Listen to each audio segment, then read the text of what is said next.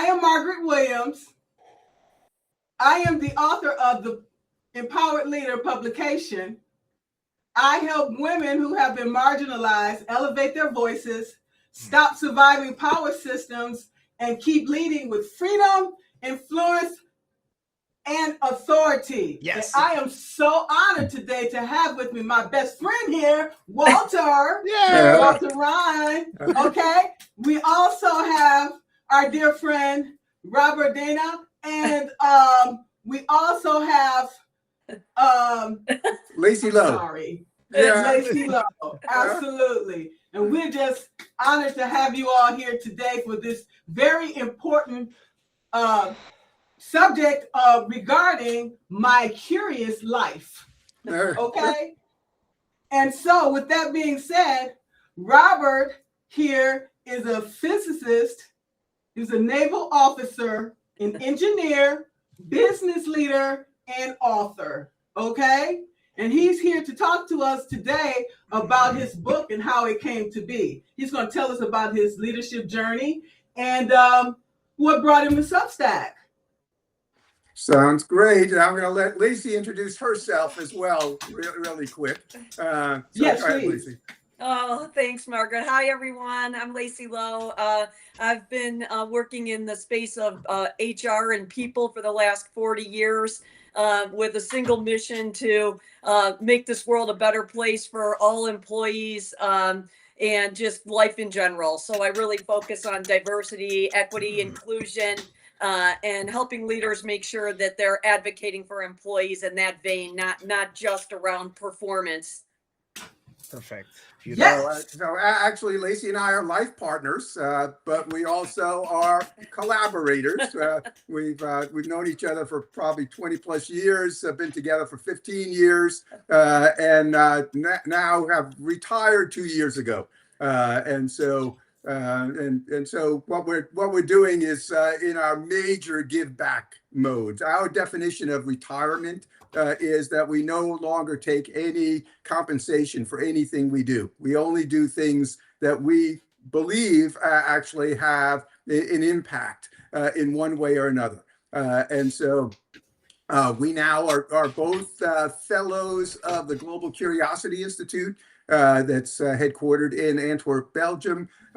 We are both on a not-for-profit board, which is the AI Learning Alliance. We'll talk about artificial intelligence. Both of us have full fidelity agentic AI digital twins that we've developed, and so they can actually communicate with each other probably better than she and I can communicate with each other, which is fun to watch. And then we've also done quite a bit of work, as you probably know, on Substack, which I came to now maybe 2.5 years ago or so. But one of the things that we've been doing in terms of our collaboration is to figure out how to actually develop a plan. We're progressives. We are secular humanists. We in fact kind of believe in people and everybody's poo-pooing DEI. We totally embrace the fact that diversity, equity, inclusion is the fundamental bedrock of who and what we should be. So we actually, and you can find it on my site on Substack, we actually developed a series of articles, a plan for millennials and Gen Z and Gen Alphas to say, if in fact you're going to embrace this concept, okay, what does the future look like in 2040 if in fact we all get on board with this? So we said, well, we can't find it anywhere. Okay? So we actually collaborated with our digital twins and with Claude and with ourselves and developed it. So it's all there, including a whole series of infographics. And so feel free if you're interested to go find it, and then we're happy to collaborate with you. And now the shameless plug. Okay. Yay! My Curious Life. And actually, that's that's only part of the title. It says, if my grandkids ask about me, tell them this. Yeah. So I. With the emphasis on Yeah. if. If they care enough. Oh, that day comes. So actually, we were talking probably now 3 or 4 years ago. And it says what's your real legacy? Okay, your real legacy isn't the property that you leave to your kids or grandkids or money or it's your story. What did you actually? I'm 70. I just turned 75 in June. So it's like, okay, what did I actually learn over those 75 years that might be useful to somebody? Maybe my grandkids, maybe their kids, maybe somebody else. So we kind of chatted about how that story might be told. So actually, the book is written first person to my grandkids. Okay, and it allows all of the readers to be looking over my shoulder. Okay, while I not only tell my story.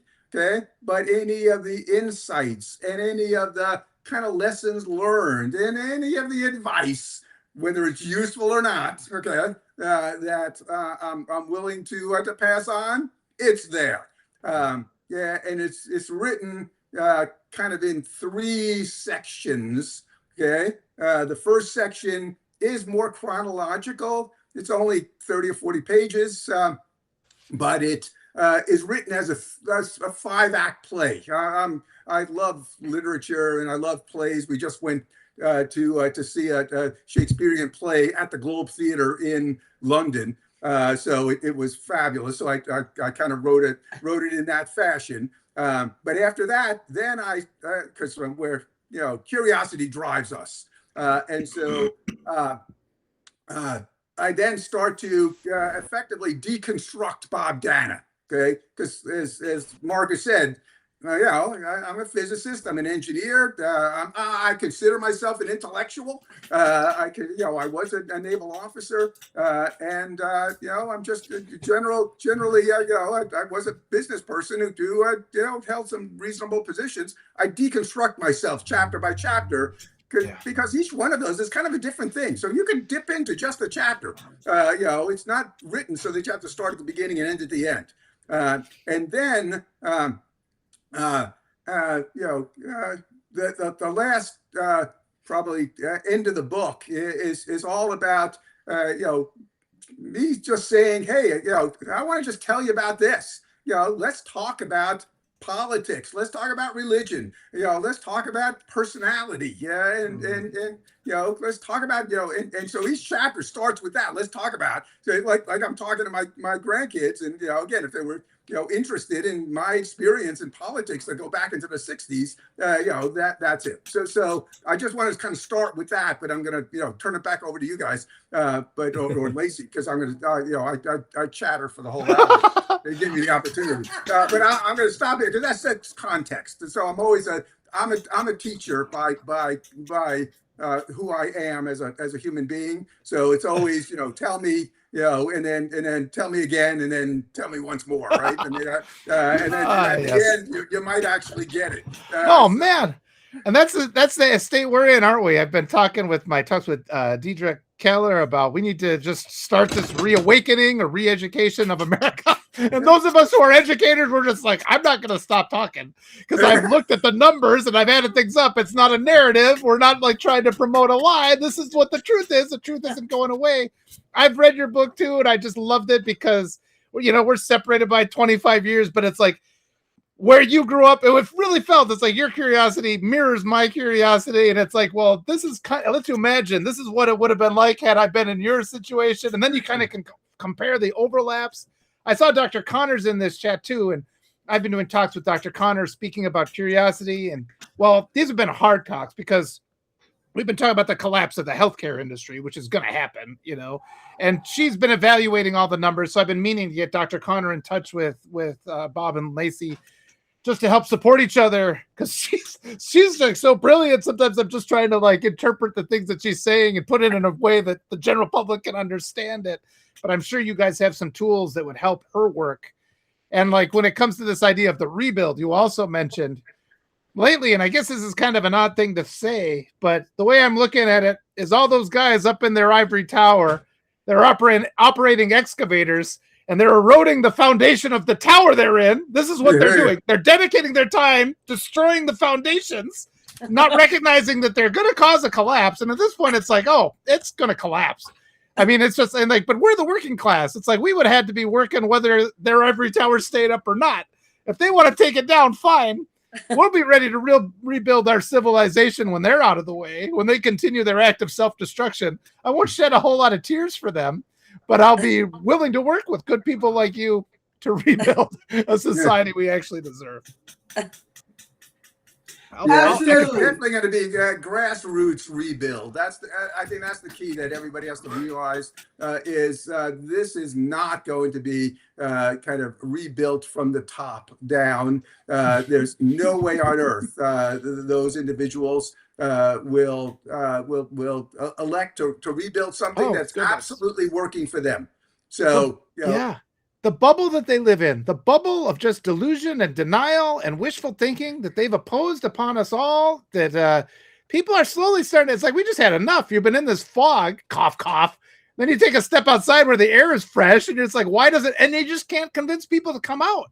You know, it's like, come out. But it's like, and because they get that collective, because there's so many people that believe this nonsense, the majority, all of our politicians, the majority of our media, they all believe and support all these foundational lies of this country that support and justify cruelty. It's going down. It's going away. It's done. It's got maybe a year left, you know, and it's just like more and more people are figuring out. I think we're going to have, like we were talking about before, it's like a water balloon slowly filling up with water. And we're approaching that moment. It can't take it anymore. And then we'll finally be able to start some real work. Yeah. We take a real kind of positive view of the future. Okay, we're believers that if in fact, you know, we do kind of dream it, believe it, kind of act on it every day, you know, we can move this thing forward. Now, one of the interesting things that is throughout the book, and then as part of who we are, is this whole concept of curiosity, and the fact that it drives literally everything that we do. But, you know, being a fellows of the Global Curiosity Institute, you know, we segment that into three different things: curiosity about the world, curiosity about other people, and then curiosity about yourself. Okay, you know, who you are and what you're doing and where you can go. And what's really interesting is the propaganda that's fed to the U.S. population. All says, don't be curious about the world. Don't be curious about other people. You know, don't be curious about yourself. You know, just kind of close down. And Margaret and Walter and Lacey and I were just talking before we went live. We just got back from 3 weeks in Europe. So England and Scotland and Ireland, Northern Ireland and Iceland. You know, we travel all over the world. We're very curious about other people and cultures and you know, just history and everything. So getting exposed to that and then realizing that in fact everything that we're fed about, you know, what the actual way people live in other countries, who they are, what they believe, is 100% false. It's all propaganda. It's all propaganda. So we come back energized from these trips because we've spent time with people. We've spent time talking to individuals and seeing the cultures and just seeing the way that they live now. And you know, nothing is nirvana. Okay. But man, it's totally different than, you know, what we're seeing day to day fed to us in the mainstream media, in the government proclamations, everything else.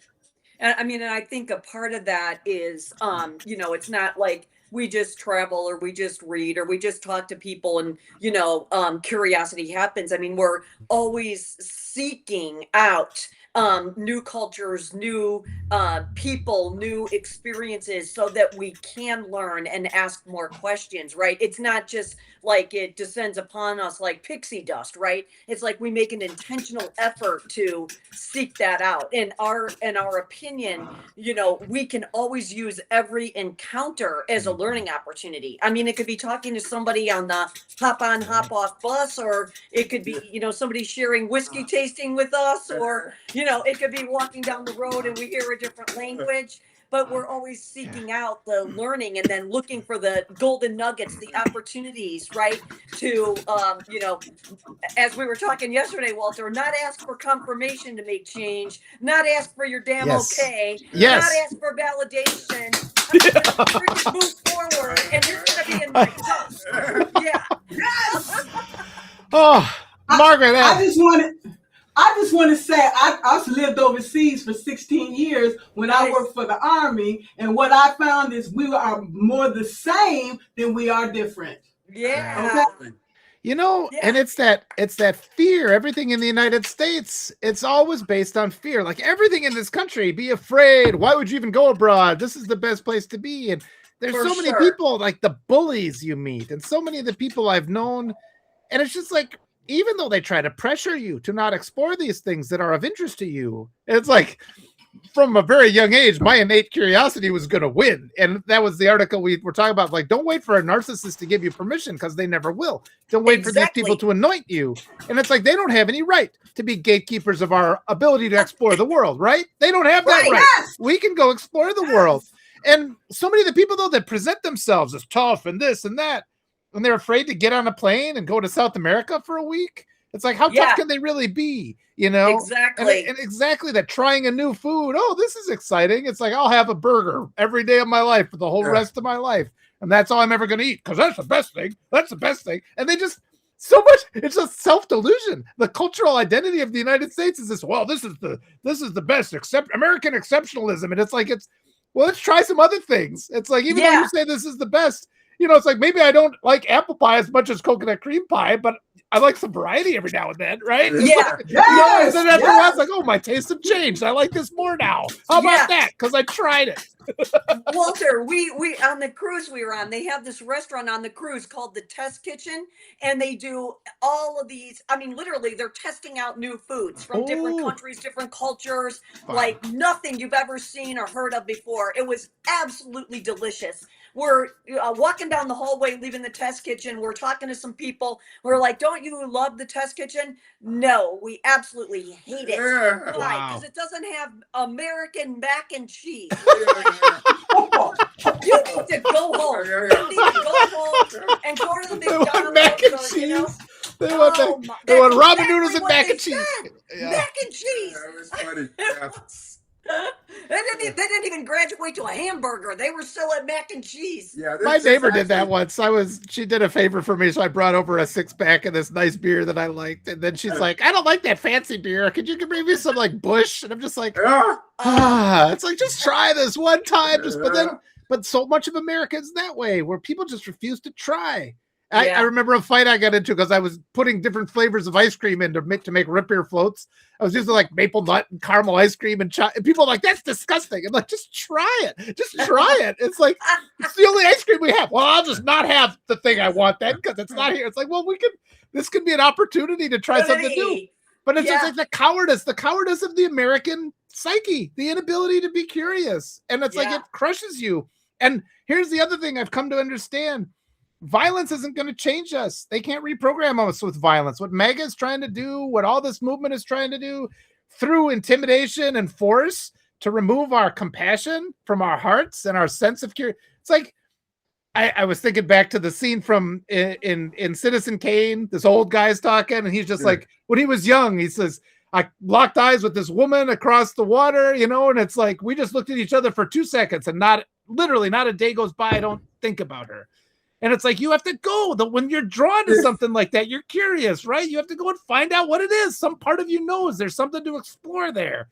And no amount of force, no political movement can take that from us. They've tried my whole life. I'm still curious. Well, and Lacey said that we were on a cruise. We actually were on a Virgin Voyages, if you know that cruise line. Okay. And it was an eclipse cruise. We were on there to go see the total eclipse off the west coast of Iceland.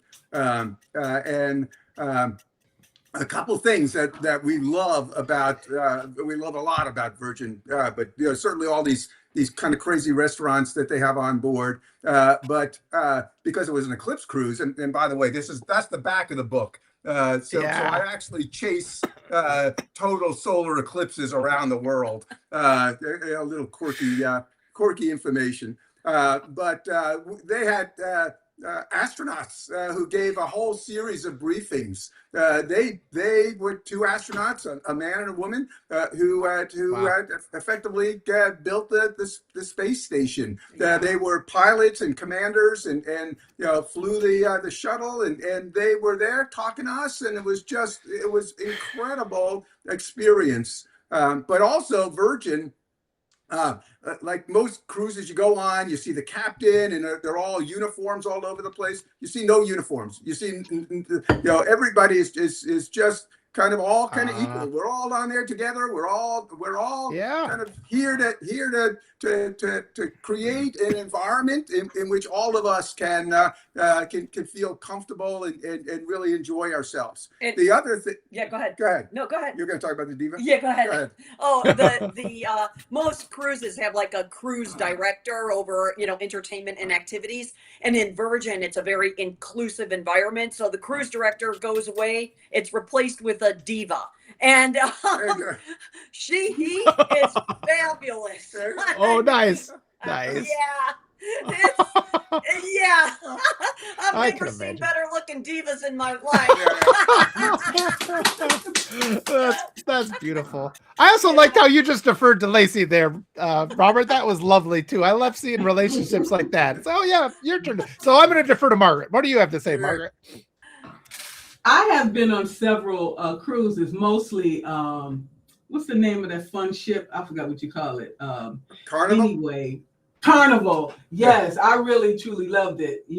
When I came off of that cruise, I could swear I had gained like 10 pounds because you could eat all day long, okay?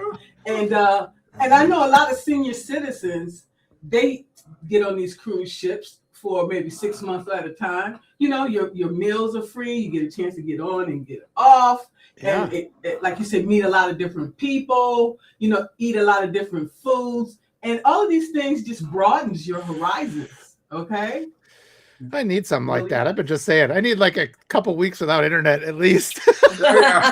just like, but what you were saying before too, I was just reflecting like growing up, and it's like, learning. I was studying math and stuff just out of defiance, just because everybody's like, well, that'll never get you anywhere. And then it's like, and we don't have these representation because our society, I've often said, it's like, why does Bob Danna want to talk to me? And it's like, because literally nobody else in the media talks to people with an educated perspective. It's like to even get it out there. And it's like, we get everything filtered through Jesse Waters and that Jennings guy and all those other people. And it's just like, let's just have an expert say things directly. And I've learned that too with this year of interviewing these brilliant candidates that I've talked to. I often go back to Melot Kiros and some of the things she had to say. They're just beautiful, beautiful sentiments, And then you see the mainstream media, because what they're saying is they're proposing something that's different than the status quo of the United States that doesn't work. The status quo media has to vilify what they have to say, and they have to contort it, and they have to paraphrase it. They have to take things out of context. And it's just like, and because so many people in our culture, and I guess this is our real thing, we exactly like you said, we have to stop beating the creativity and the curiosity out of people and start celebrating it. And I mean, the anti-diversity movement, the anti-woke, it's like they want to give every kid a pack of crayons and the only color is white, and they expect them to make a picture from it. It's like, you're never going to draw the night watch if the only color you have is white, It's like, and it makes a mess. Like I've said this too. It's like, it's uniform. If it's only white, there's no stains. But those messes are glorious. That's the creation of the universe there. So learn that too. We should embrace these differences that we have, because we can learn so much from each other, and it helps us to elevate and grow. Yeah, man. Yeah, Yes. well, when I grew up, it was, I'm a Italian by heritage, 100% Southern Italian. My grandparents, all of them came over from Southern Italy in the early 1900s. And my parents, both kids of those my grandparents were both Italian. I'm Italian, 100%. But we grew up with this whole concept of the melting pot. Okay, so yeah, but no, it's actually not good. I'm a believer now, okay, because I'm a product of that melting pot. Right, they melted the Italian out of us. So we were not permitted to speak Italian in the home. We needed to. My father changed his name to Danna. That's not the family name. In order for us to fit in more as just white folks. Okay, because the Italians were not considered to be white folks back when they showed up in the late 1800s and 1900s. But I think the model is more of a gumbo. Okay, you want something where all of that's all there. Okay, and it's all kind of working together. Okay, Yeah. But it's you haven't melted all of that. Those unique aspects of the cultures of the individuals and where they came from and their histories and all of that. You haven't melted all of that out, okay, into something that's now just a homogeneous whatever. Okay, so I think that's the other message that I have in the book and the way that we live our lives is that it's important to really kind of focus on who the individuals are, what their histories are, what they're bringing to the table, and not kind of melt it out. And what Walter's saying about the folks, you're mentioning a bunch of conservatives on Fox and like, I don't think it's any different actually on MS Now and any of the others. They've all you look at it, they've got the generals and admirals on there and politicians and other talking heads and how many scientists do you ever see on a panel? Right. Zero. You never have anybody who actually understands how to ask questions, understands kind of the scientific method, how to actually tease out and use facts and evidence and all of that. None of that. Okay, a bunch of lawyers and a bunch of politicians and a bunch of again generals and admirals who all have their agenda. Okay? Oh my goodness. And when a scientist shows up, scientists don't have agendas. Okay, they just don't. Okay, that brings you. Go ahead. I was going to say that brings you so much courage too, and I my background, my minor was in physics, so it's like you do the math, and this is what you learn in those classes. You learn that your intuition sucks, and it's just like there's something as you're starting that really stays with me. It's like how this is gonna turn out, and then you're like you do the math, and it's like it's gonna be not only am I wrong, it's gonna be the exact opposite of what I predicted. Can't be. Then you do the experiment. And it really teaches you to learn to fly on your instruments, is what I say. Like your intelligence, not just what the lies. It's like your eyes are not very good. You can't glance out the window and see a ladybug on the petal of a blade of grass. That doesn't mean there's no ladybugs out there, right? It's like you have to step away from this, the limitations of our senses. And exactly what you're saying, when you talk to people that are scientists, they just don't care about the narrative anymore. You get to that point of thinking, and this has been coming up with my talks with Dr. Connor, because I kind of straddle that line, and I really appreciate talking to educated people sometimes because I get stuck in the media and you're kind of watching what people are thinking. And it's like, well, this is a way I can bust that bubble. And you're trying to, but it's nice to just kind of go over to the other side where it's like, this is what the actual facts are. These are the facts. And you have to do that. You have to be reminded of that every now and then. And this lack of educated opinion in our media has led directly to a lack of educated representation in every political post in the government. It's like we got completely unqualified people in every position of power in our country because our entire society doesn't respect the fact that somebody can add up some numbers on a napkin and get an answer that's different than what they've been told all their life. And you need to believe the napkin and not the lie. And it's like, that's what we have to make everybody understand again. But it starts with curiosity and learning those numbers and making the hard choice. Go ahead, Margaret. I know you. Oh, yeah, Margaret, go. I just want to say that's why writing is so important. This book that you wrote for your grandkids, because if we look back in history, you know, the Egyptians, they had all the hieroglyphics and all of these things. Every society known have written all of these stories so they can pass these stories along to the present and future generations, because we are not going to be here. Okay, we see in the United States where they're banning books, and a lot of these books they are banning. Why? Because they don't want us to know the truth. They don't want to know the truth about our identity, where we came from. Yep, and they're erasing databases too. Dr. Connors has been finding that out. They're erasing the proof that shows how climate change is getting worse and how our healthcare structure is collapsing. They want to erase the data rather than like come up with a solution to these problems and recognize the problems. Their idea is to just erase the data, buy up the entire media, buy up all of politics. It's like, that's not a solution. You know, it's not going to go away. The house remains on fire. You know, it's like, let's just close the door to that room and live in this room now. We got to do something about the fire. Yeah. Well, luckily, you know, that's for only, 330 million people on the planet. Vice the 6 billion people that live on the planet. So they might be able to pull it off, in this country. They're not going to be able to pull it off for the world. So I think that's the other key is as Americans, we've got to fight for us to have the facts, to have the evidence, to know the truth, to actually proclaim it at every opportunity, even if we have all of this power that's facing us. Okay, that's gonna try to minimize us. We have to stand up and actually state the facts. And one thing that was kind of cool was I think Walter and I got introduced to one another maybe 2 years ago or so, and then a little over a year ago. With all the stuff that was going on in Iran and with the nuclear and with enrichment and whatever, he and I started going back and forth on the chat.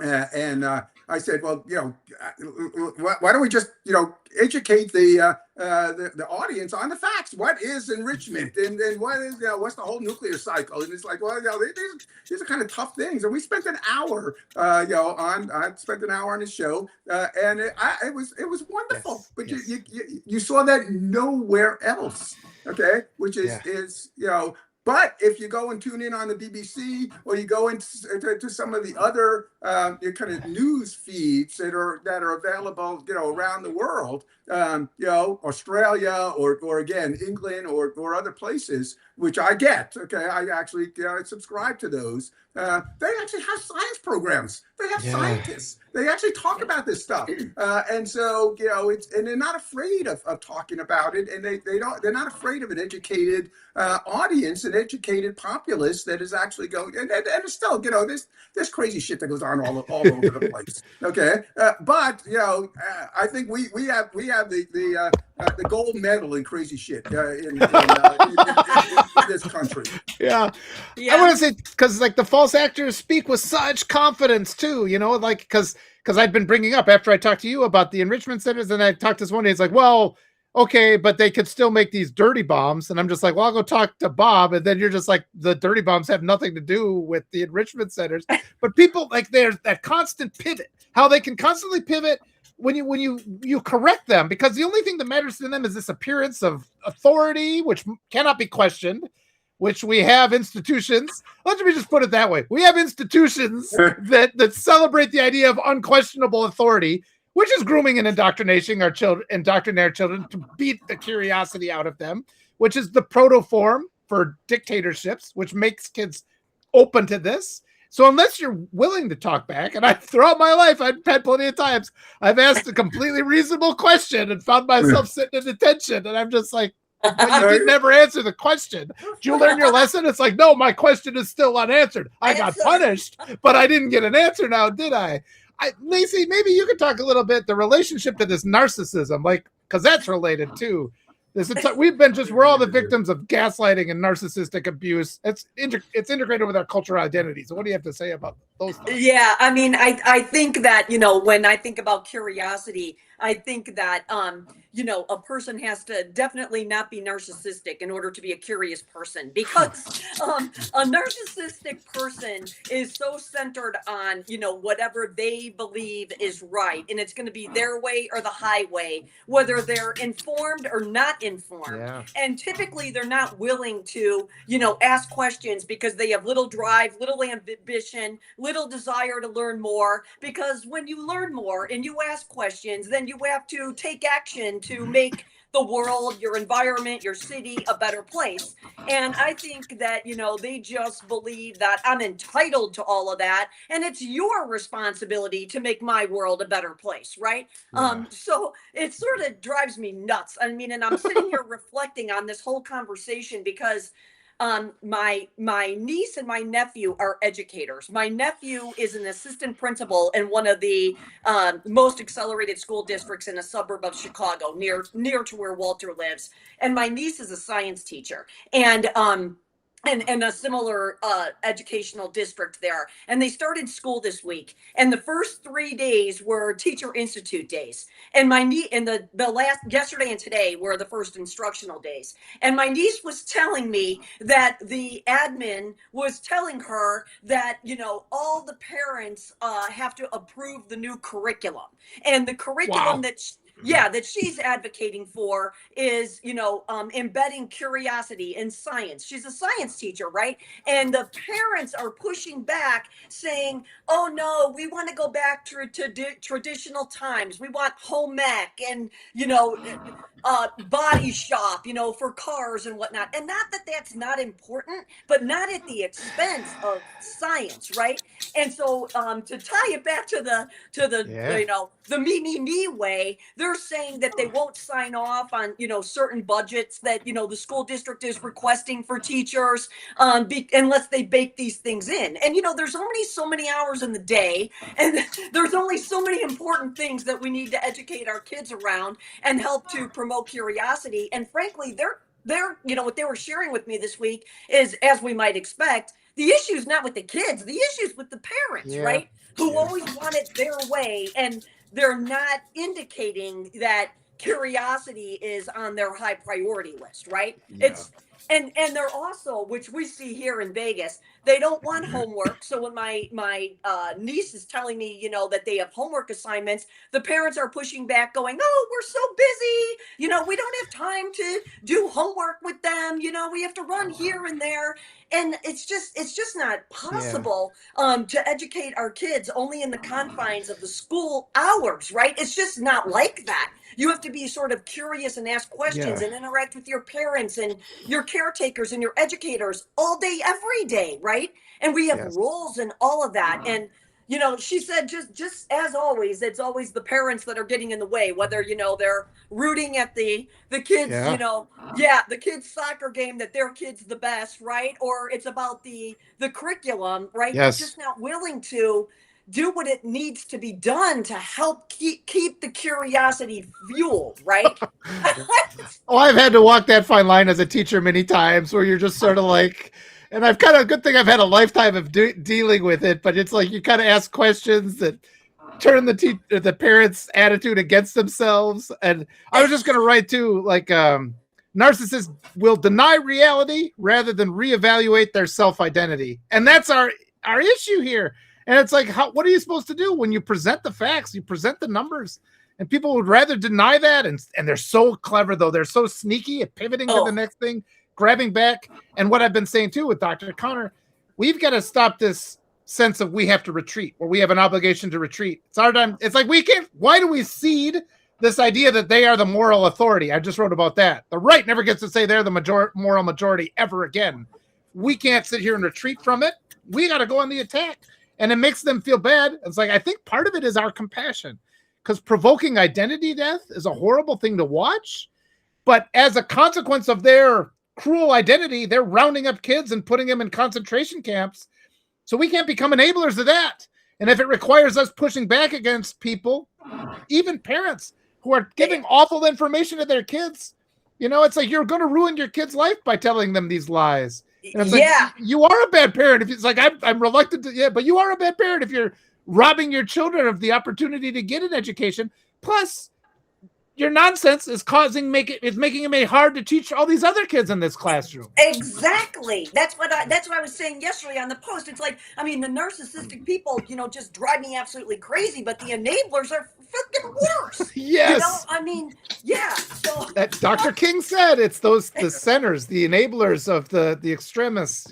Dr. King writes that in the Birmingham quit jail. telling them they're right. Quit telling them, no, they're not. And I want to kind of take one thing that you just said, Walter, and spend a minute on it, which is the right does always say that they have the moral high ground. Yeah. Okay. They're always pushing, we have to post the 10 commandments, and we have to, we're secular humanists. Okay. We do not believe in anything that's religion or God or any of that. Okay. So, they say, well, you obviously have no morals, right? If you go to the secular humanists and look at the 10 commitments, if anybody wants to Google secular humanism, 10 commitments, and then start to kind of look at those, okay, this is effectively what the moral high ground should be, okay? And in fact, we should own the moral high ground because, in fact, we are inclusive. We're embracing all people. We want the individuals to prosper collectively, and so that there are other alternatives. But you never, ever, ever, just like you never see a scientist on a panel, you would never see a secular humanist, an atheist, okay, on a panel, who actually can speak about, what are those humanist characteristics that we want to, in fact, embrace as a society. And so that's another thing that I think I really get kind of crazy about is that we always are conceding the moral high ground to people who have no justification for actually owning that moral high ground. Absolutely. The other thing I want to just kind of point out, because I've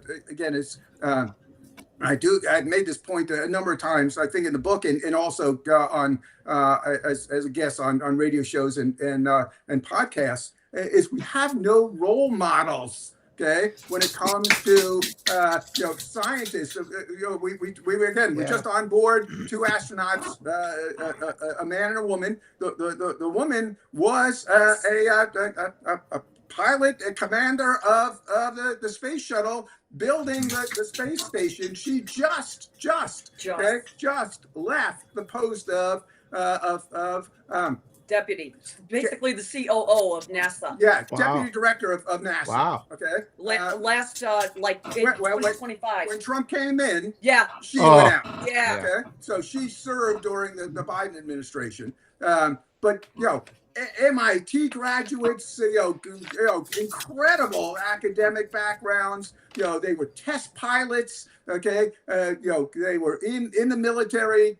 Achieved high rank. The actual level of accomplishment was enormous. Okay, would you ever see them held up as a role model for anybody? No. Okay, what about other scientists? Well, this week Dolly Parton died. Well, I'm sure that's really sad. Okay, but how many 80-year-old scientists, engineers, individuals who actually made a material impact on humanity? Okay, again, I'm not taking anything away from her. Okay, but where are all of the other role models that are not politicians or attorneys or celebrities? There's only celebrities. So I'm sure a few who actually made a real material impact on humanity were 80-year-olds who died this week. Okay, you will never ever hear from them. Right. Yeah. Right. I just want to say, we want to keep the status quo, keep things out as it is, and any of these subject matter experts, they don't want in there because then they won't be able to control or manipulate these individuals. They want people with less education, those are the ones they can control and say, you do this, you say this is the script that you need to follow. Yeah. Control, manipulation, is that narcissism? Yeah. Yes. Well, At and its just finest. and like the entire celebrity culture where we hold up a couple people, and it's like what's really become clear in these last 2 years is it's got to be this collective effort, like helping other people get elected. That requires a huge number of people.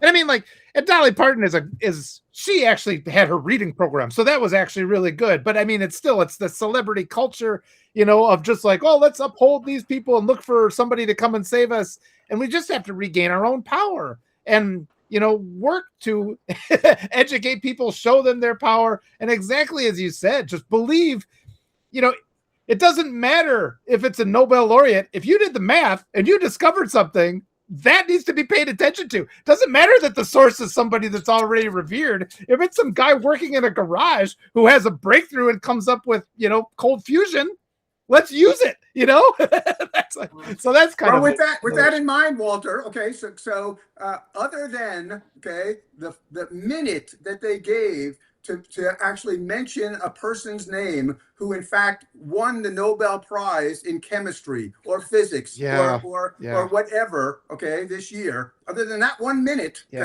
how much time did they spend on that discovery? That anything, fill in the blank. How much? 1 freaking minute.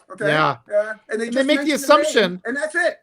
Yeah, and they make the assumption, and this drives me nuts too. Like this political mechanism we have right now, the midterms are coming. They're going to spend billions of dollars on advertisements. They could educate the American public right now. All that money. They could be talking about the numbers Dr. Connors is showing about how our healthcare system is going to collapse. The only thing that can fix it at this point is intervention from the government. The government intervened when the banking industry was going to collapse, and nobody called that communism, right? And it's like, and this is far, far, far more important. That's why we have a government, to take care of us. But they don't take the time to educate. And this is what we were saying before. The right is happy to lie and say all manner of BS. And then the establishment Democrats, all they say is, well, if we say that, they're going to accuse us of defunding the police, or they're going to accuse us of, it's like, it doesn't matter what people are going to say. Who cares what they're going to say? Who cares what the liars are going to say? Speak the truth. And exactly like Bob's saying, we don't have a mechanism in place that educates our population. It already doesn't exist in politics. It doesn't exist in the media, and they're doing their damn best to make sure it doesn't exist in public education either. And we got to take this fight back. Exactly as Lacey was saying. Yeah. Yeah. And when you just said, they have the money, spend it on educating the people. The problem is they don't want to educate the people, right? Right. Yeah. And so that's all of it. Yeah. You go back to the roots on all of it. Like, they want us to stay stupid, narcissists, don't want to be curious. They don't want to learn. They just want the control and the validation that it's them and they're right. And that's the problem. It has to start with personal drive, personal ambition, personal learning desire. It's just not there, for them. Right. It's just not there. Well, and we've known about things for like climate change is a perfect example. How long have we known about climate change? 50 years. Okay. It probably came into the mainstream of discussion in the Clinton administration.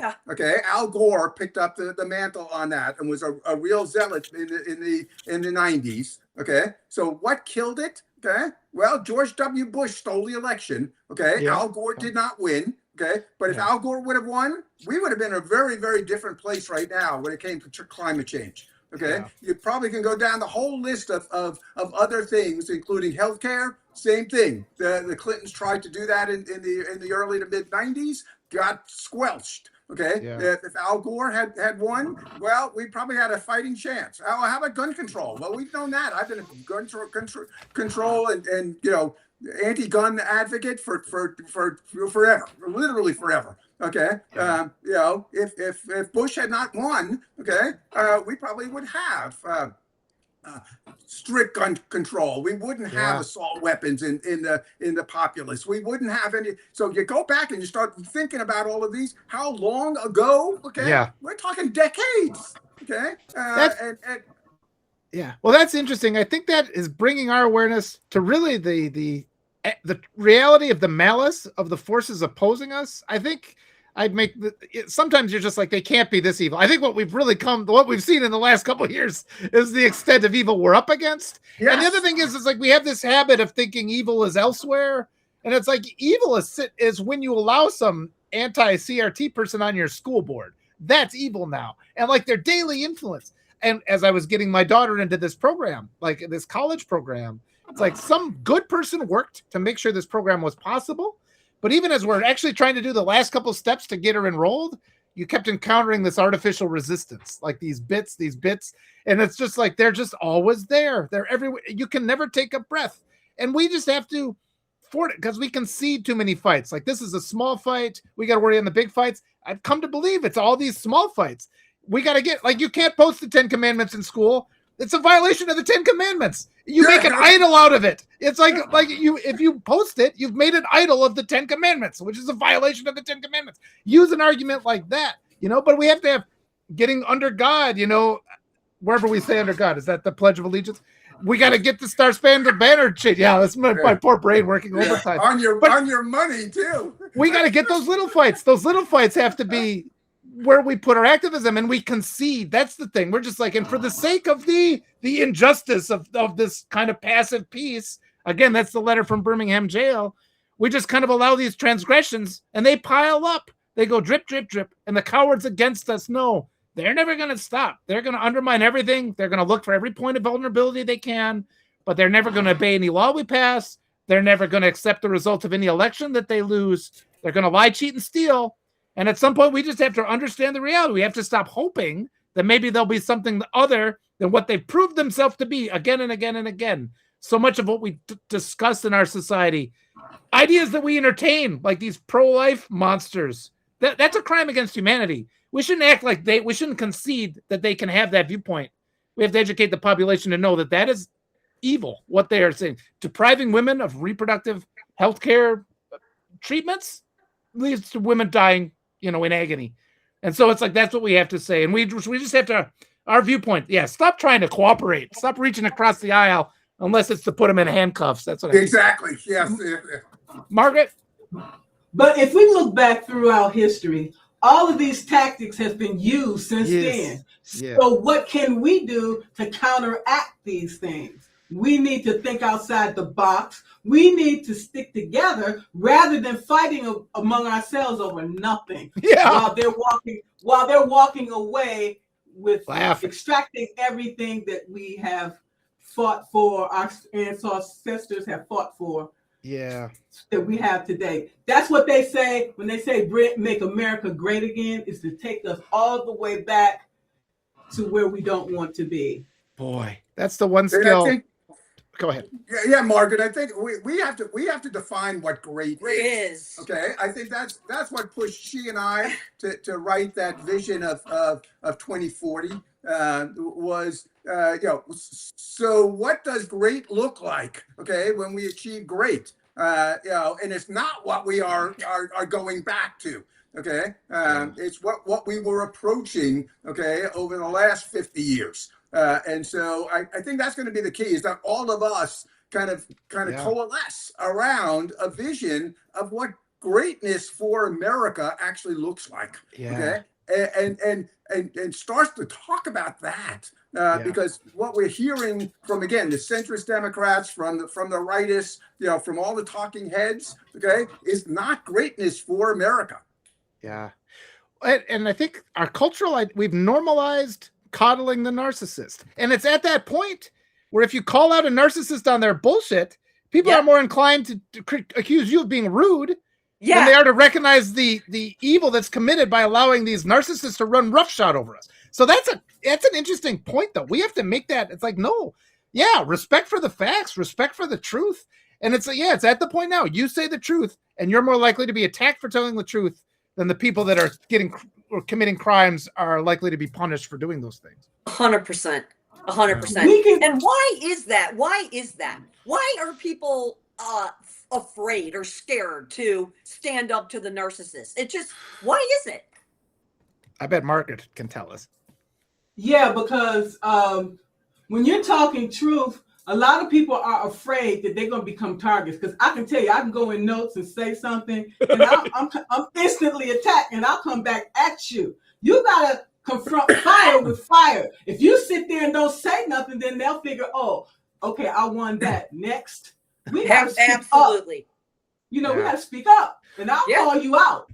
And I think that it goes all the way back to grade school too, and they leverage, this authoritarian patriarch, cruel patriarch model. Father knows best, and we are beaten, from a very young age. If you, even to the point where you point out, Dad just made a mistake, you're not allowed to say that. So this is culturally indoctrinated from when we were kids. So I guess we should have a little grace for the American public, because it's like we have to overcome these things. And I guess those of us, it's like I made it a commitment. When I am wrong, I apologize. It's like we have to do that. If you're in a position of power, you have to apologize. As a teacher in classrooms, I've apologized for making mistakes too. So we can dismantle that. People in positions of power to demonstrate accountability. That cultural shift, though, is hard to do because people just default. I often talk about the toxic river of culture. We have to put it into another channel, right? And it's hard. You can't just push water over a hill, because if you stop pushing, if the job isn't done, it all just comes running back. And I think what we've seen in the United States is a series of insufficient effort. The end of the Civil War. Well, it'll all be fine. End of the civil rights era. Oh, well, look at all the advancements we've made. Let's stop. Let's not finish. And we leave just enough, of that so that this can all come growing back and take over again. So this time we got to learn. We got to clean it all. And it's like, what's going to happen is, because these people in charge are dismantling the entire country. I mean, he's been actively working to destroy everything about our country ever since he got back in office. Like literally, there's nothing if you were to write a model for how to destroy the United States of America, it would be no different than what they've done over the last 2 years. Limiting vaccines, people are dying of measles, healthcare infrastructure is gone. They shut off the Strait of Hormuz so that we don't get fertilizer. They shut down the pandemic response team, and they're no longer containing Ebola. And it's like, that's even just off the top of my head. And it's like, well, and then when we had the screwworm thing, they're importing rancid beef. I mean, they're going to destroy the country. So I'm just sort of like, well, I'm here for the rebuild, because all they did was accelerate what maybe would have taken 30 years. Now they're going to do it in 2. And that's why they wanted to take back the Congress, so they can make all of these changes with the Constitution, which they are rewriting all of these things. And we don't know what changes are being made, because it's going to be, the language is going to be kind of confusing. So we need to take our power back. We need to take this country back, because it's being destroyed. Yes. Okay. Absolutely. Absolutely. And that's why the progressive movement is so important these days. I've been a progressive like forever, and have been frustrated forever. But I think actually the last year, the frustration, especially with so many of these progressive PACs that have kind of grown up, and now David Hogan and Leaders We Deserve, and 314 Action, which is a group of individuals who want to get scientists and medical professionals elected to office at all levels. The Emily's List for women getting elected to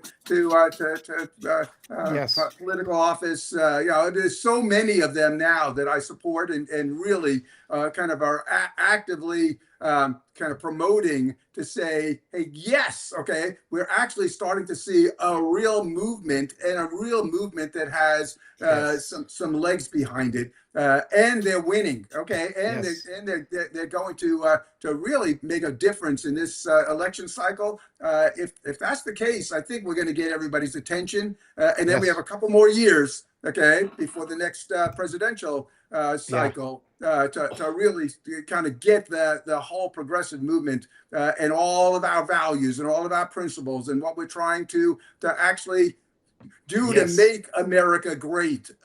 For the first time.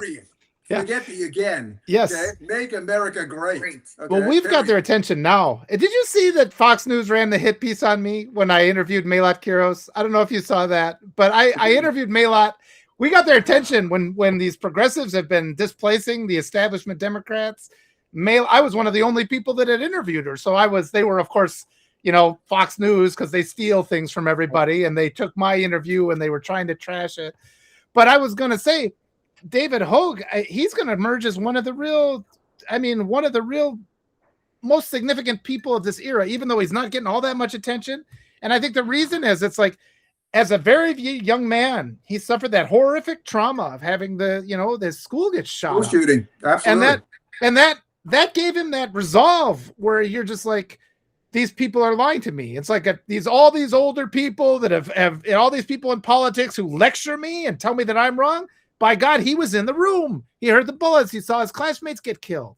And so he kind of came to that realization earlier than I did, but I've come to it by watching how my family's been treated, my immigrant family. I'm sure Margaret had the realization long ago before I did, but more and more people are awakening to this. And in this last year, being able to meet all you wonderful people, talking with all these just brilliant candidates and just recognizing it's like, prior to this, you'd only watch the news and it's like there's nobody in the news who knows anything. It's been such a relief to have this year of being able to talk to all these people that are smarter than I am and more success. And they've achieved so much. And I'm just like, thank goodness those people do exist.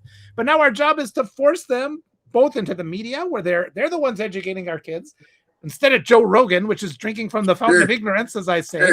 And then we got to get them behind levers of power. Makes no sense to have a heroin addict who likes to eat raccoon penis dinner, telling our kids what vaccines to take. Let's have a doctor in that position. How about that? It's like this. And why is it so hard to convince people to do it this way? we have to be willing to think for ourselves, okay? And that's why curiosity is so important, because somebody come ask me questions. I'll say, well, what do you think? Yeah. Okay. Yeah. And to open people up to use their mind, there's nothing wrong with AI, but we need to use our own brain. Right. Yeah. Right. It's a tool. Yeah. It's a hammer. Don't ask a hammer to paint a picture, Margaret. right? Yeah. That's hard work. And that's why people shy away from it, right? Cool. Well, and isn't that interesting too? Because it's so much easier to try to convince people under the guise of being a friend. Oh, you don't have to do anything. I'll take care of it. And that's really the emphasis of this movement. We just want our power back. It's like I would like to follow my curiosity, even if it is hard work. Like what's a marathon? I've run marathons before. I was just curious to see what that was like. Yeah, It sucks. You're out there running. This is really painful. But it's like I learned something. My curiosity drove it. And that's the difference between, working, following your heart, and then like being obliged. Because we still have to have that workforce to hold up this corrupt elite structure that we currently have now. The ones up in their ivory tower destroying the whole mechanisms of society that props them up. So it's coming down. I mean, it is. I mean, I feel good about the fact that it's overextended. This wealth cannot continue. This unequitable wealth distribution cannot continue because they show such disrespect for us.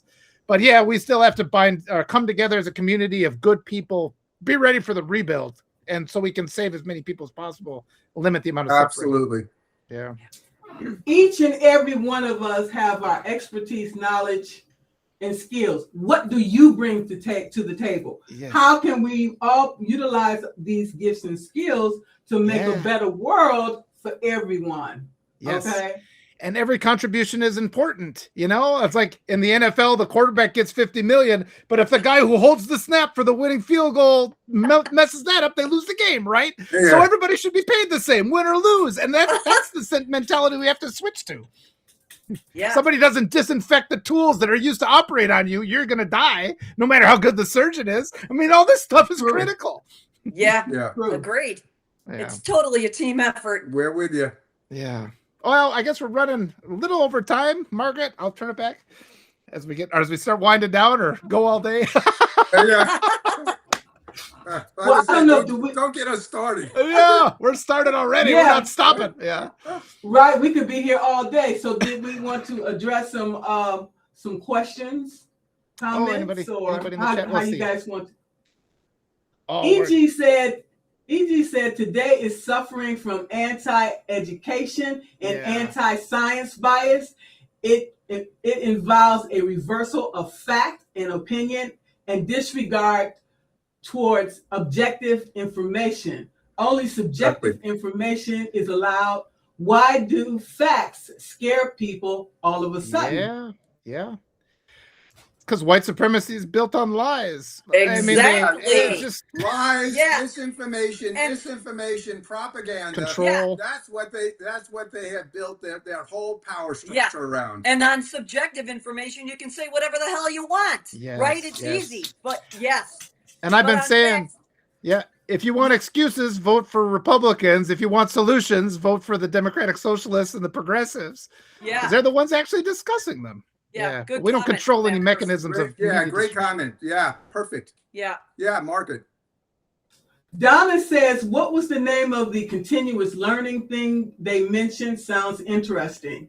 I think they were, It's not really a specific name of anything. It's the concept of a human is desirous to continuously learn, as opposed to saying, I'm the expert, I've got all the answers. Even when you are at a master or an expert level, you still have the mindset that you have more to learn, right? And so you look for learning opportunities in everything, every day, 24 hours a day. And that makes up who you are as a person, as opposed, and that's hard work, right? As opposed to shutting down the learning curve. So yeah, and actually, if you want to get a little bit more information about curiosity, go to the Global Curiosity Institute.com. Yeah. Okay. There's a free diagnostic. You can figure out, how curious of a person you are. It in fact does talk about curiosity about the world and other people and yourself. And there's a number of different things. And then you'll see pictures of Lacey and I as fellows on the Institute. But that was a nice place to start. And then I have a website, mycuriouslife.net, that talks about, again, curiosity and what kind of has driven me over my entire life for that. And then obviously there's the book if you'd like to read that. Yeah. One short additional comment on that. What the Global Curiosity Institute, our research, our diagnostic has found is that oftentimes an expert that is not humble and doesn't have a continuous learning sort of characteristic to them is not curious, because they think they know it all, right? Yeah. So it takes an expert that has that desire to continuously learn and be humble to be curious. So, which I find very interesting. Yeah. That's fascinating. I was just going to say too, you got to make it this habit. And I think so much of our society compels us away but you think of like any activity, like getting in shape. It's like, if you just get up in the morning and do your walk or your run or whatever, where you're just like brushing your teeth, I'm just going to get up and get it done. And if it's like, then it's done and you get to move on to other things. But if you sit there hemming and hawing, and it's like when I was in Peru, I met so many, other visitors from the United States who just never bothered to learn the language. And I'm just like, well, just start learning. Just start today. You'll learn it. And they would just resist. And so I think we install in the American psyche this resistance to learning. And I think Bob was talking about that before. You knock the curiosity out early, where people view it as a task. And if you just start like, hey, I got to learn, how to install a shutoff valve under my sink, I just got to learn these things. I'll just take the time to, rather than let these things pile up, like I'm just going to avoid it. I'm going to avoid it. It's just in the back of your mind all the time. Just dig in, just start learning it. And that's just like making that mindset, I think, is maybe the critical element here, because people, without even realizing it, they put stuff off. It's just learn. It just embrace the joy of learning. We just had this conversation yesterday about whether curiosity means like, I'm gonna be curious tomorrow, or every Thursday from 11 to noon, I'm gonna be curious. It's like, no, you have to make it a part of the fabric of who you are, right? And that's hard work to, constantly ask questions and be willing to learn from others. But and it's never too late to start that. So if we say, oh gosh, maybe I'm not doing a great job at being curious. Okay, great. Like Walter said, just dig in. Start learning. It's never too late. And scrolling is what captivates us and makes us so we're not curious, right? That capitalizes on this installed impulse to not learn new things. People are like, oh, I'm just going to sit down and scroll for a minute, and you get like curated content that's all false, and you have this, and it just keeps you perpetually in that lack of a sync up phase where learning is impossible. And so, yeah, you have to put that thing aside and just pick up a book, make a choice. Actually, it's as simple as that, right? Make one choice. If people are afraid of the word curious, it's like choose something. Choose to do something. Do anything. Yeah, make a choice. Yeah. Margaret, what else? Any other comments or questions that you see on the list? Yeah, I just want to say we need to be intentional. If that means putting it on your to-do list every day, this is what I'm going to do. Yeah. And and like Nike said, just do it. Yeah. Learn one word in a foreign language. You don't have to learn break it up into bite-sized chunks, but I think too, we do have that pressure of failure. And that is the white supremacy thing, because they're unwilling to try anything, because if they try, they fail, and it attacks their self-identity of superiority. So be okay with failure. Be okay with making mistakes. That's another thing we have to change in our culture. Yeah, we just had that conversation yesterday too. Is why are people not curious? Because they're scared to fail. And in when you bring it to an organizational level, like where we work, right? I mean, not we, but people work. Many times the leadership in organizations, they don't create a culture where people feel comfortable to fail. Because if employees fail, they get punished, right? Yeah. Their performance review suffers, their raise suffers, right? So it's just a 360-degree cycle where if Walter, like exactly what you said, if we don't say it's okay to fail, right? Yeah, if you fail repetitively over the same thing and don't learn, then but we should definitely be creating a culture at home, in life, at work, everywhere that allows people to learn from failure and not be punished for failure. Yeah. Well, and sometimes those failures are because you're holding on to this model of reality that is just non-existent, right? You're trying to impose a fake reality on the world, and it just doesn't come up that way. Well, learn. Trust the data you're absorbing, right? Yeah. That's why when I introduced myself and I said, what do you do for work? And I'm 40 years in the business of people. That's one of the things. It's like, leaders, stop creating cultures where you make employees scared to learn. Yeah. Man. Yes.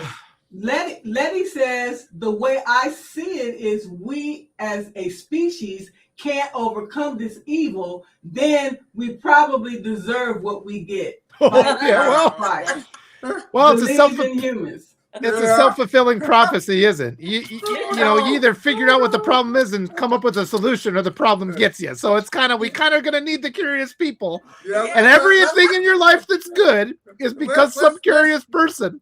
Let's push for evolution rather than extinction. Yeah. Somebody saw a crab and it's like, I'm going to eat that thing, right? It's like... Yeah.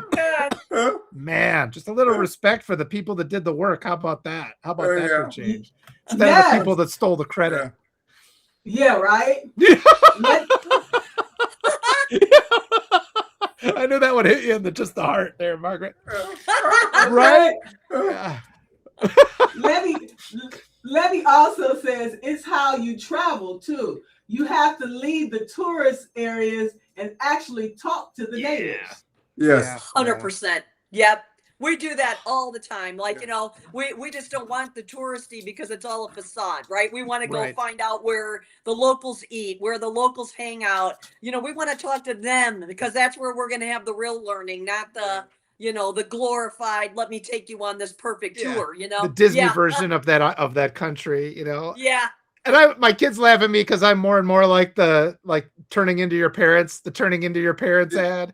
Because when somebody comes to my house to fix the furnace or whatever, I'm just like, so what do other basements look like? I know that you've been in every basement of this community, and they'll start telling you the stuff that they see, and it's like, why would you not try to get information out of people? It's really fascinating. The stuff. Just try to think, what do they see every day? School bus drivers see things, people in every walk of life, they see things that are outside of our experience. And in 2 seconds, you can get what it's taken them decades to learn. They can just tell you. Yeah. I always do that. And when my daughter's near, she's like, are you psycho? Are you asking? You don't even know these people. They change. I go, yeah, but I got something to learn from them. Their whole demeanor changes. Isn't it fun though? They're just doing their job, and then you're like, and then they just and it's like they're a whole nother person. And I get the same thing if I talk to Egberto Willis was here. I always start out, I talk to him in Spanish a little bit. And if I talk to somebody in Spanish, oh, we've got a different connection now. I'll do Yeah. that in my neighborhood. I'll hear people talking Spanish, and I'll just they're surprised when a guy who looks like me comes up to him. It's like, hey, bienvenidos, estamos felices que estás aquí, and they're just like, what is happening? And it's just like you have then this special connection in 2 seconds, just by a little bit of curiosity. Yeah, love it. Brandon says, how do you know if you like something if you've never tried anything Yeah, new? there it is. There it Yeah. is. A Maybe root it's beer the best float with thing lemon ever. ice cream. Yeah, well, not It's lemon. good. Oh God. Yeah. Well, I guess I'm gonna have to go try that now because you said it. But yeah, maybe it'll be awesome. There have been a couple, and I was mixing the ice cream. I was using Sprite, and I'm just like, Sprite and mint. Nope, doesn't work. It's like we tried it though. Yeah. Exactly. Yeah. Yeah. And experiencing it, you can experience it, in reality, but you can also experience it virtually too. Yeah. So if in fact, the virtual experience is the only thing you have available to you, do that. Okay. Yeah. And then maybe kind of program in some other kind of face-to-face experiences that you can afford. You have the time, because I know everybody's kind of limited and has all kinds of constraints, but you can craft it in a way that you still can experience things. Okay, but not necessarily. We're older now, so we can do things that maybe some younger folks can't. But we always have set that as a priority. Okay, over anything else. We live kind of modestly. We don't don't spend lots of money kind of frivolously, and any money that we do have, we tend to spend on travel and experiences. We say we're experience junkies. Yes. Okay, because we like to go do things. Okay. Yes. And we'd rather spend money on doing things and visiting places and going and experiencing things than having something. Okay. Right. So Yeah. And speaking of, go ahead, Walter. Oh no, I was gonna say like a little experiment and curiosity or exercise that people can do for themselves. Here's something. Go grocery shopping with somebody and let them take it. And this blew my mind because I've done this a few times. Because every time I go grocery shopping, it's like the same routine. And it's like, even though we go to the same grocery store, we go with somebody else and they get stuff that you've never heard of. It's like I've walked by this shelf 100 times. It's just this kind of like small little way you can do it in your own yard. It's like, oh, look at the stuff that they buy. And then it's like, I never saw that stuff before. And it's just like, it just shows you can dramatically change your life. I mean, even if you think you're stuck somewhere, like these routines that you're in, something that'll just take you out of that routine. Go ahead. Speaking of the grocery store, I just told my daughter, I go, hey, I got to go because I got to order up these lupini beans. She goes, what? I go, lupini beans. She goes, what are those? She's my kid and still doesn't know about them. So she tried them, right? She tried them, and now she's vegetarian like I am. She's got like 3 meals a week that are oriented around lupini beans. Yeah. So, you can provoke a massive change. Yeah. But speaking of virtual experiences that we were just talking about, Bob and I work with this other guy. His name is Sam Furness. And if you Google thecuriosityquest.com, he runs these virtual curiosity sort of, multi-week experiences that are global. So there's probably between 40 and 150 people from around the world that dial in.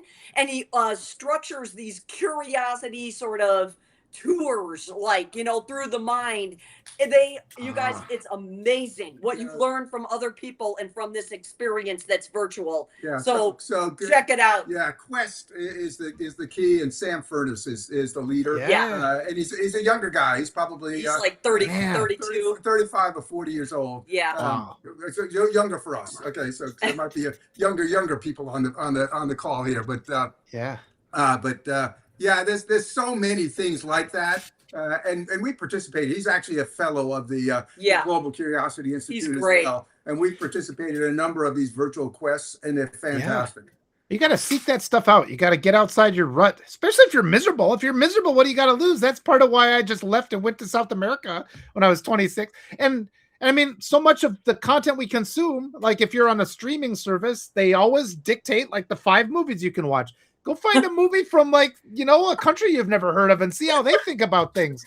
But it's like, it's really hard. I mean, we really do have to be fair because social media curates the content. So it's all the stuff that it's just this gigantic depression echo chamber, curiosity killing echo chamber.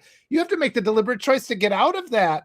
And that is the entire mainstream is that. So yeah, anything that you can do, making a deliberate, just make a choice. Like we said, it might change. It can change your whole life. Going to Peru changed my whole life. Yeah. Yeah. That's one way of teaching yourself different languages too. Watching movies in different languages in captions, and that's how you teach yourself a foreign language. We have it. Yeah. We have it in your house to do it. People don't. Duolingo works real well too. I love it. Well, my kids, growing up, they only watched everything. They thought television was a thing that was in Spanish, because we just had it set to that. And it wasn't until you're an old, they don't know any better. So it's like, you can teach your kids this, just have their TV in Spanish. When I was in Israel, I used Google Translate for everything. I go in the grocery store, all the labels, everything is in Hebrew. So you can use your phone to, scan it and it'll tell you what it is and what it says. So we have a lot of tools at our disposal. So we don't have any excuses. Right. Yeah. And there's the perfect use of technology. Absolutely. Yes, to support those things. But your brain, there's no technology better than this. And I was just sort of like, it was wonderful to have that experience of complete immersion. But it's stunning how fast you can learn a foreign language when you can't talk to people. Like your ability to order food is dependent, you learn that language pretty darn fast. Yeah. And like in a week, you are pretty capable of having a conversation with basic things. And like, I remember somebody, I met him at the beginning of the week. I met him at the end and they're like, gee, your Spanish got a lot better. It's like, well, all I've been doing is studying. I went to bed just exhausted every night, but it's just a brain stretcher. And so I really recommend that experience. If you can have a couple weeks, like a month in complete immersion, it's not going to be very comfortable at all the time, but you're going to learn a lot. Yeah. Nice. Fat News Daily said, to be honest, that's where Octavia Butler was going. I'm not the name sounds familiar. Yeah, I know remember what she's the name. talking about.